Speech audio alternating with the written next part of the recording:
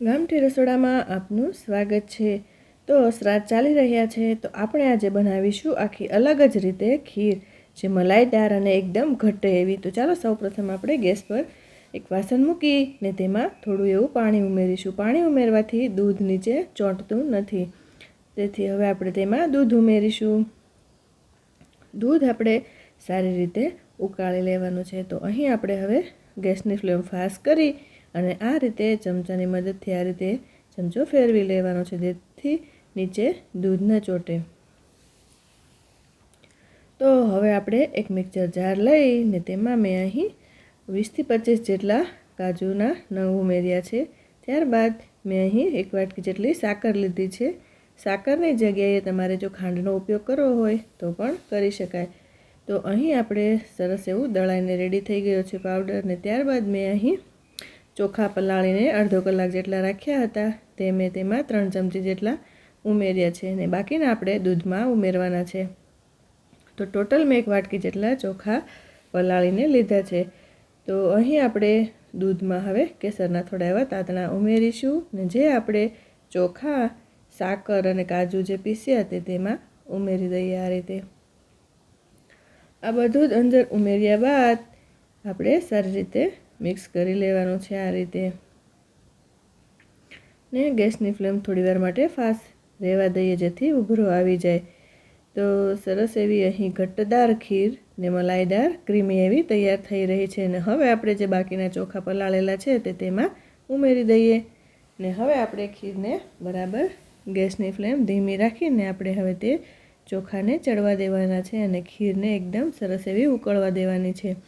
જેટલી ખીર ઉકળશે તેટલો જ ખીરમાં મીઠાશ આવશે, અને તેટલી જ તે સરસ એવી ક્રીમી અને મલાઈદાર તૈયાર થશે। તેથી જ તેમાં ખૂબ સરસ એવી મીઠાઈ પણ આવી જશે।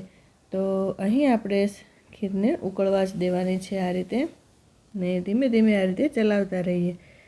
તો અહીં સરસ એવી આપણી ખીર ઉકળી રહી છે, ને દેખાઈ પણ રહી છે, ને જોતાં જ મોંમાં પાણી આવી જાય। તો અહીં આપણી ખીર ભલે ઉકળતી, ને હવે આપણે સાઈડમાં ગેસ પર એક પેન મૂકીને તેમાં પિસ્તા અને બદામની કતરણ થોડી એવી લઈ ને તેને આપણે ઘીમાં થોડી એવી સાંતળી લેવાની છે, ધીમા ગેસ પર જ એકદમ।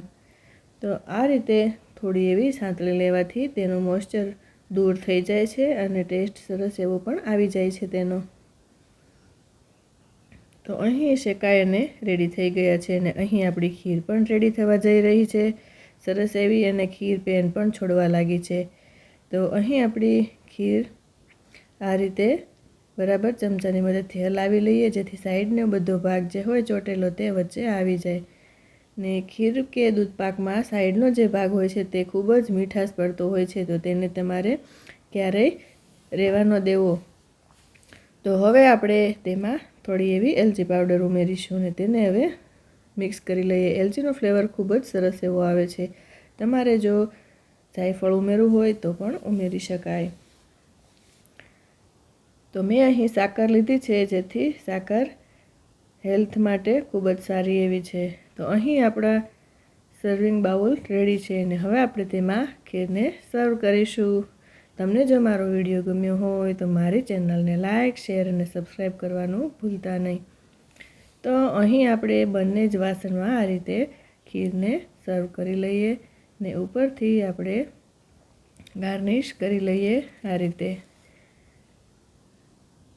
તો અહીં મેં બદામ અને પિસ્તાની કતરણ ઉમેરી છે થોડી એવી, ને ત્યારબાદ થોડા એવા કેસરના તાતણા, ને સરસ એવી અહીં ક્રીમી અને મલાઈદાર ખીર તૈયાર થઈ ગઈ છે। તમે પણ ઘરે જરૂરથી ટ્રાય કરજો, ને જણાવજો મને કોમેન્ટ બોક્સમાં કે તમને મારો વિડીયો કેવો લાગ્યો। તો અહીં ઓછા ખર્ચામાં અને ઓછી મહેનતમાં ઝટપટ તૈયાર થતી અહીં ખીર તૈયાર છે। તો તૈયાર છે આપણી ખીર। તો ફરી મળીશું આવી જ કઈ વાનગી સાથે ગામઠી રસોડામાં।